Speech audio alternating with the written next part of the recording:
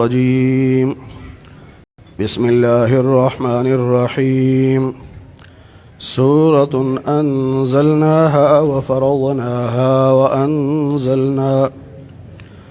وأنزلنا فيها آيات بينات لعلكم تذكرون صدق الله العظيم اللهم صل على محمد وعلى آل محمد كما صليت على إبراهيم وعلى آل إبراهيم إنك حميد مجيد اللهم بارك على محمد وعلى آل محمد كما باركت على إبراهيم وعلى آل إبراهيم إنك حميد مجيد 18ویں پارے کا 7واں رکوع سورۃ النور کا آغاز ہو رہا ہے۔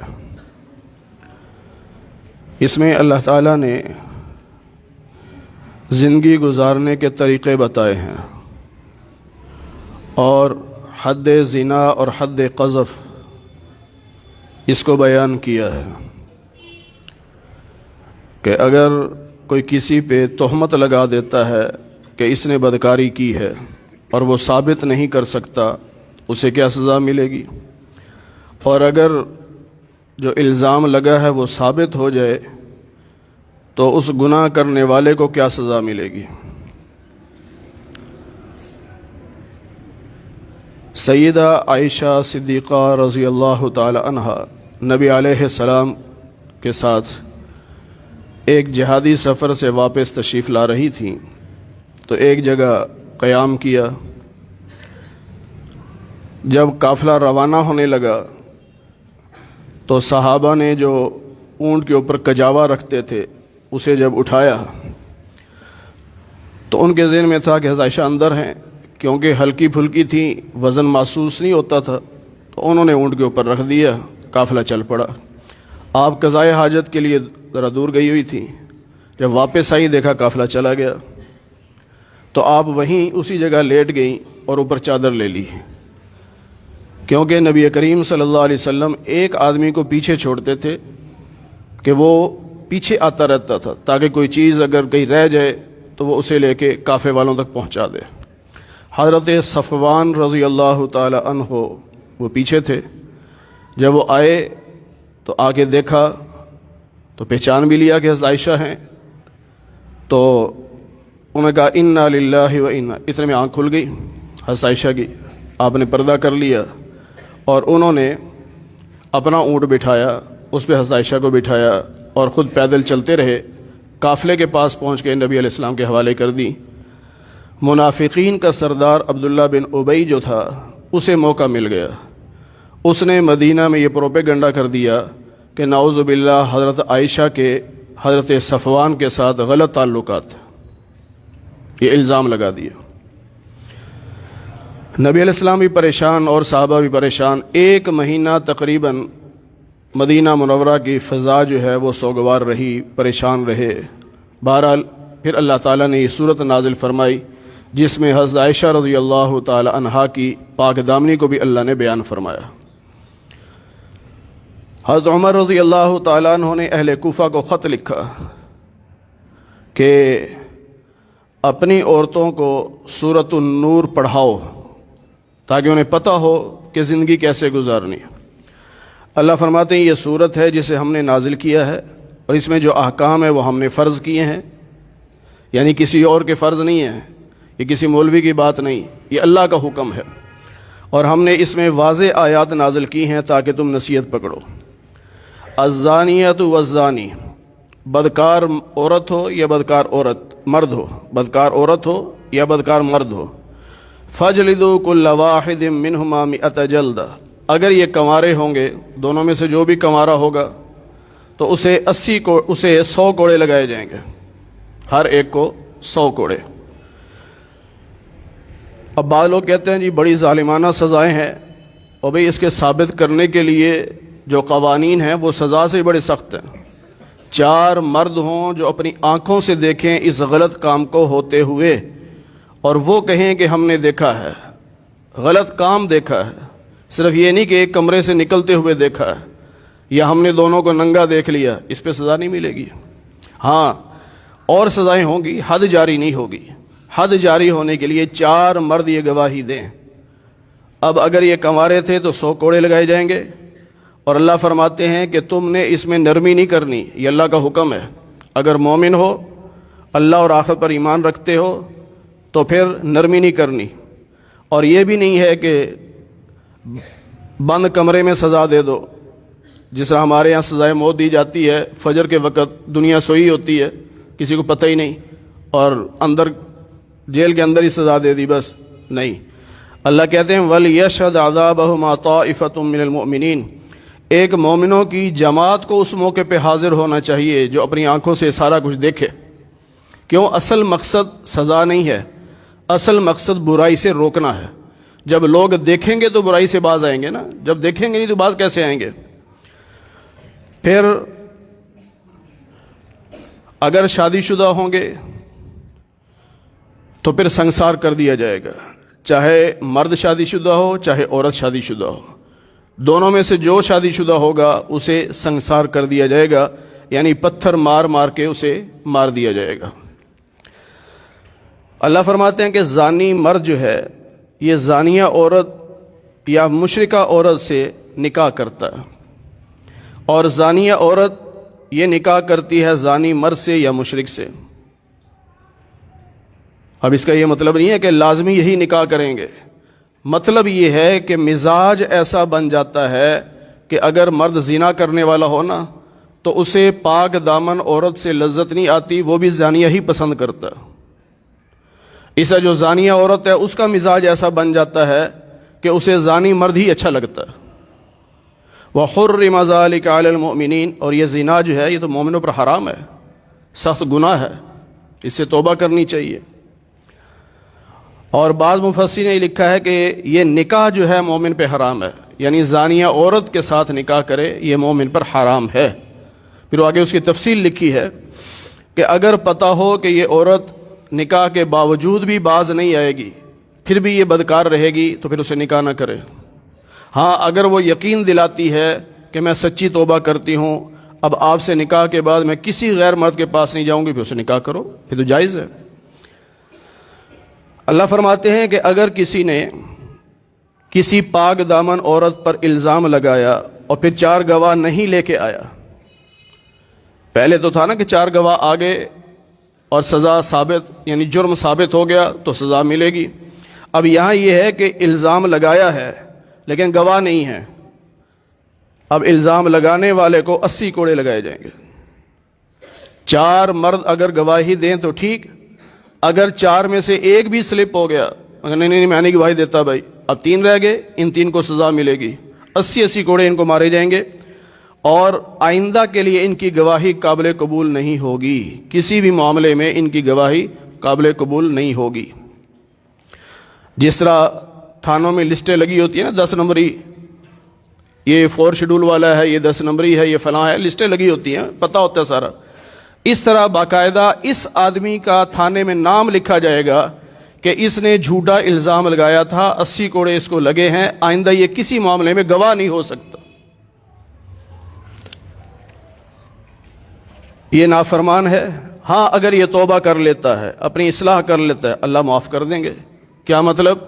دنیا کی سزا تو ملنی ہے، یہ جو سزائیں ہیں یہ تو ملنی ہیں، لیکن اگر توبہ کر لے گا تو آخرت کی سزا سے بچ جائے گا، یہ مطلب ہے۔ اس کا یہ مطلب نہیں ہے کہ اگر یہ توبہ کر لے تو یہاں سزا نہیں ملے گی، نہ، یہاں تو سزا ملے گی۔ ہاں جس پہ الزام لگایا اگر وہ معاف کر دے کہ مجھ پہ الزام لگایا تھا نا، میں نے معاف کر دیا، اب سزا نہیں ملے گی، جو 80 کوڑے لگنے تھے اب وہ نہیں لگیں گے۔ پھر اللہ فرماتے ہیں کہ ایسا موقع بھی تو آ سکتا ہے۔ بعض صاحب نے سوال بھی کیا تھا کہ یا رسول اللہ اگر کوئی شخص اپنی بیوی کو دیکھ لے کسی کے ساتھ پھر کیا کرے؟ اب وہ گواہ لینے جائے گا، اتنے میں تو وہ بھاگ بھوگ جائیں گے، اور گواہ کہاں سے لائے گا؟ اور پھر بندے کی غیرت بھی تو ہوتی ہے نا کہ لوگوں کو بلائے گا، آؤ میری بیوی کی حرکتیں دیکھو۔ اللہ نے پھر یہ آیت اتاری کہ جو اپنی بیوی پر الزام لگائے اور 4 گواہ اس کے پاس نہ ہوں تو وہ جو شوہر ہے وہ 4 مرتبہ اللہ کے نام کی قسم کھا کے کہے گا کہ میں سچ بول رہا ہوں، یعنی میں الزام نہیں لگا رہا، میں سچ کہہ رہا ہوں، اور 5ویں مرتبہ قسم کھا کے کہے گا کہ اگر میں جھوٹ بولتا ہوں تو مجھ پہ اللہ کی لعنت ہو۔ اب اس کی بیوی کو بلایا جائے گا، بیوی سے پوچھا جائے گا، اگر وہ اقرار کر لیتی ہے کہ ہاں یہ ٹھیک کہہ رہا ہے، مجھ سے غلطی ہوگی، تو اس کو سزا ملے گی، اور اگر وہ بھی کہتی ہے نہیں یہ جھوٹ بول رہا ہے، اب سزا سے بچنے کے لیے اس کے پاس صرف راستہ یہ ہے کہ وہ 4 مرتبہ اللہ کے نام کی قسم کھا کے کہے گی کہ میرا شوہر جھوٹا الزام لگا رہا ہے، اور اگر یہ سچا ہو تو مجھ پہ اللہ کا غضب نازل ہو۔ اب اس نے بھی قسم کھا لی، اس نے بھی قسم کھا لی۔ اب قاضی کہے گا کہ اس کو طلاق دے دے، فارغ کرو۔ اب کہتے نہیں میں طلاق نہیں دیتا، کہ پھر الزام کسی لگایا تھا؟ اب قاضی خود دونوں میں جدائی کرا دے گا، گویا کہ طلاق دے دے گا کہ بس اب یہ میاں بیوی بن کے نہیں رہ سکتے۔ اب معاملہ اللہ کی عدالت میں ہے، کون سچا تھا کون جھوٹا تھا کیا تھا۔ اللہ فرماتے ہیں کہ اگر تم پہ اللہ کا فضل اس کی رحمت نہ ہوتی تو پھر بڑی مشکل پیدا ہوتی، اور اللہ توبہ قبول کرنے والا ہے۔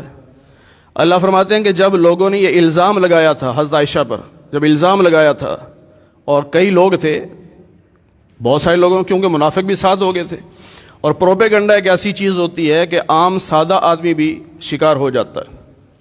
2 صحابہ شکار ہو گئے تھے، ایک صحابیہ تھی حضرت مصطح رضی اللہ عنہ، حضرت حسان بن ثابت رضی اللہ عنہ، حضرت حمنہ رضی اللہ عنہا، یہ بھی شکار ہو گئے پروپیگنڈے کا۔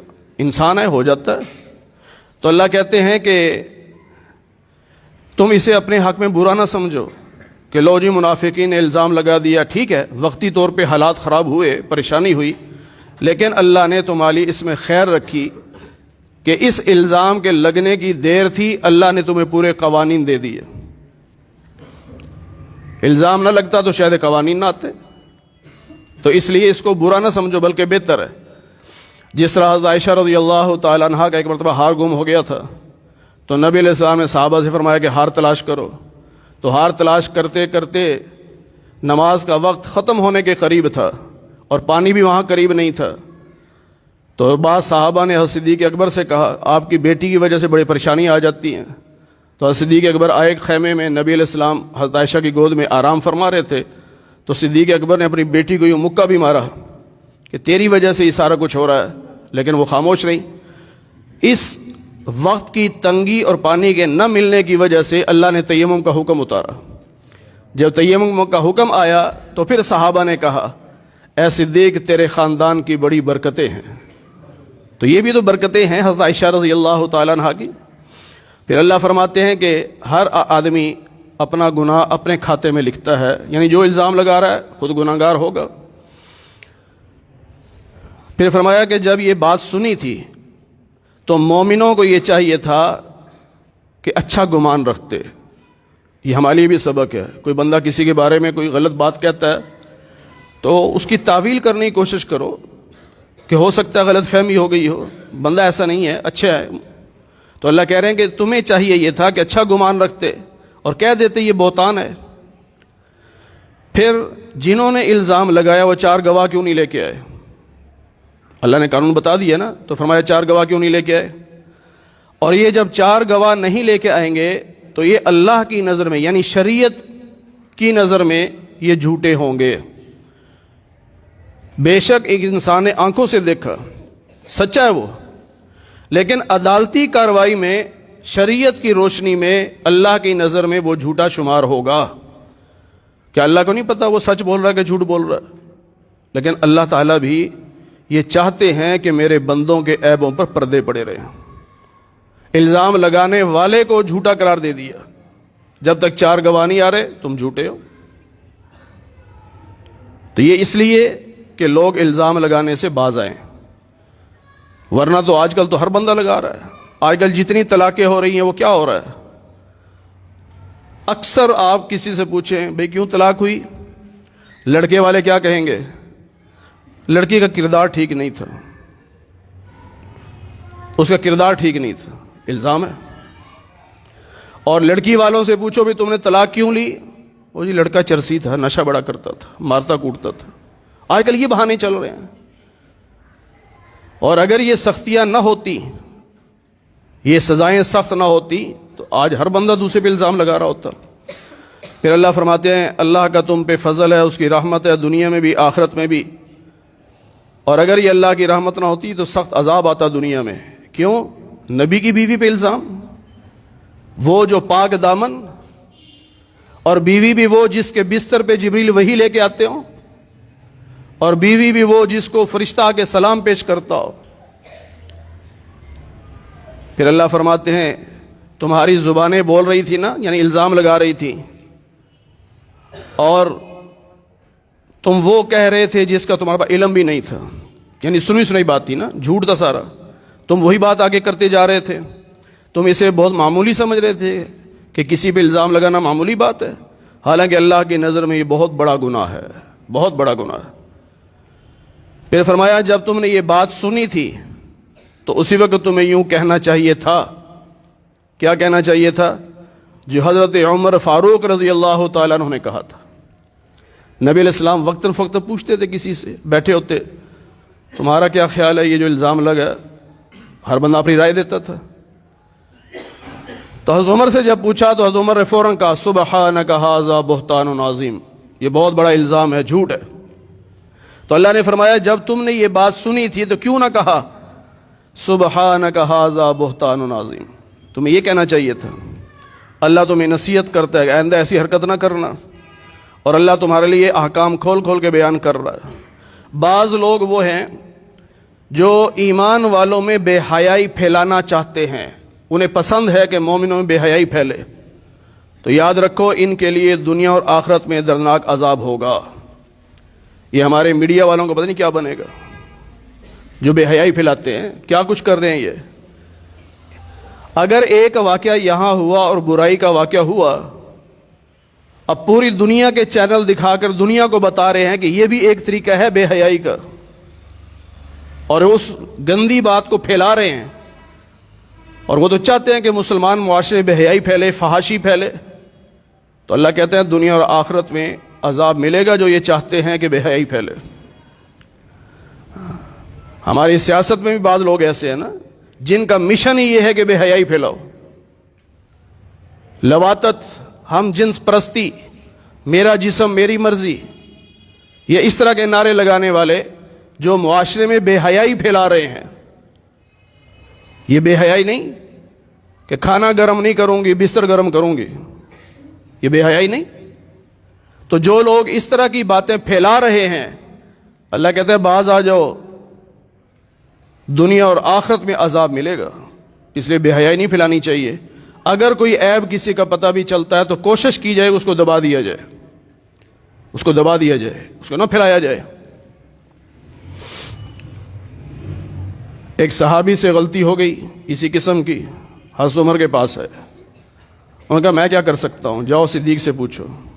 حضرت صدیق اکبر کے پاس ہے، انہوں نے کہا میں کیا کر سکتا ہوں، جاؤ نبی کے پاس جاؤ۔ اب وہ نبی کے سامنے آ کے بیٹھ کے کہ یا رسول اللہ مجھ سے غلطی ہو گئی، آپ نے رخ یوں بدل لیا۔ وہ پھر سامنے آ گئے، آپ نے پھر رخ بدل لیا، پھر سامنے آ گئے، آپ نے ادھر منہ کر لیا، پھر سامنے آ گئے۔ اب آپ نے فرمایا اسے لے جاؤ اور اسے سنگسار کر دو، سزا دے دو اس کو۔ اور پھر آپ نے شیخین سے فرمایا، دونوں سے، جب یہ آپ کے پاس آیا تھا تو آپ اس کو وہیں روک دیتے کہ کوئی گواہ تو ہے نہیں ہے، تیرا اور اللہ کا معاملہ ہے، توبہ کر لے، اللہ سے معافی مانگ لے، میرے پاس کیوں بھیجا؟ دیکھو اس سے کیا پتہ چلتا ہے کہ نبی بھی چاہتے ہیں کہ برائی کو دبا دو، اسے عام مت کرو۔ صحابہ نے کہا یا رسول اللہ پھر آپ ہی معاف کر دیتے۔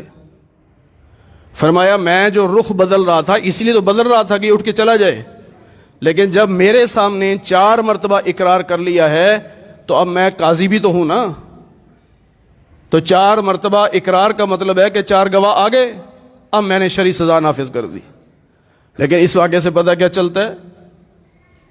بے حیائی کے کاموں کو ظاہر نہ کرو، اس کو چھپاؤ، دباؤ اس کو۔ واللہ یعلم، اللہ خوب جانتا ہے، تم نہیں جانتے باتیں، جو اللہ جانتا ہے تمہیں تو نہیں پتہ نا۔ ولولا فضل اللہ علیکم ورحمتہ، اگر تم پہ اللہ کا فضل، اس کی رحمت نہ ہوتی تو بہت مشکل ہو جاتی۔ وان اللہ رؤوف الرحیم، اللہ تعالیٰ بہت شفیق ہے، بڑا مہربان ہے۔ دیکھو کیسے راستے اللہ دے رہا ہے تمہیں۔ تو یہ اللہ نے قانون بتا دیا ہے کہ اس طرح تمہیں چلنا ہوگا۔ اور ظاہری بات ہے جو شخص 4 مردوں کے سامنے گندا کام کر رہا ہو وہ تو جانور سے ہی بدتر ہے۔ जानवर भी झाड़ियों के पीछे चले जाते हैं, कभी बिल्डिंग के कोने में कहीं छुप जाते हैं। ये कैसा इंसान है कि सरे आम कर रहा है ऐसी जगह पे जहां 4 बंदे देख रहे हैं? तो इसलिए इसको सख्त सजा दी जाए ताकि आइंदा दूसरों को नसीहत हो जाए। दीन इस्लाम का मकसद सजाएं देना नहीं है, मकसद बुराइयों से रोकना है। अल्लाह ताला हमें कुरान करीम की सही समझ नसीब फरमाए। अल्हम्दुलिल्लाहि रब्बिल आलमीन वल आक़िबतु लिल मुत्तक़ीन वस्सलातु वस्सलामु अला सय्यिदिल अंबिया वल मुरसलीन व अला आलिहि व अस्हाबिहि अजमाइन। ऐ अल्लाह हम सब के सगीरा कबीरा गुनाहों को मुआफ़ फरमा। ऐ अल्लाह दर्स कुरान को अपनी बारगाह में कबूल फरमा। ऐ अल्लाह बीमारों को सेहत कामिला नसीब फरमा, बेरोज़गारों को हलाल रिज़्क़ नसीब फरमा, हराम के लुक़मे से हमारी हिफाजत फरमा। ऐ अल्लाह जितने मुसलमान दुनिया से जा चुके सब की मग़फ़िरत फरमा दे। ऐ अल्लाह सब को जन्नतुल फ़िरदौस में आला मकाम नसीब फरमा दे। ऐ अल्लाह हम सब को क़यामत के दिन हुज़ूर नबी पाक सल्लल्लाहु अलैहि वसल्लम की शफ़ाअत नसीब फरमा, जन्नत में आपकी रफ़ाक़त नसीब फरमा, आपके दस्ते मुबारक से हौज़े कौसर का पानी पीना नसीब फरमा। ऐ अल्लाह जैसे आज हम आपके घर में आपके क़ुरआन के नाम पर इकट्ठे हैं, ऐ अल्लाह हम सब को जन्नत में भी इकट्ठा फरमा दे। अगला इतवार जो है वो 25 दिसंबर को आ रहा है। एक शरई मसला सुन लें। ये ईसाई जो हैं इसको क्रिसमस का नाम देते हैं और वो खुशी मनाते हैं और बाकायदा वो कहते हैं कि ये क्रिसमस की खुशी है, यानी ईसा अलैहिस्सलाम खुदा का बेटा पैदा हुआ है। तो उनकी मजलिस में शरीक होना और उनका वो केक काटना या उनका वो केक खाना ये बिल्कुल हराम है, जायज़ नहीं है। काफिर का जो मजहबी मामला होता है उसमें शिरकत नहीं कर सकते। इसलिए अपनी औलादों को भी रोकें, सबको रोकें कि 25 दिसंबर में जो क्रिसमस की जो तकरीबात होंगी उसमें शरीक नहीं होना। ऐ अल्लाह महज अपने फ़ज़ल व करम से हुज़ूर नबी पाक सल्लल्लाहु अलैहि वसल्लम के सदक़े से हमारी दुआओं को कबूल फरमा ले। व सल्लल्लाहु अला नबील करीम बिरहमतिक या अरहमर राहिमीन।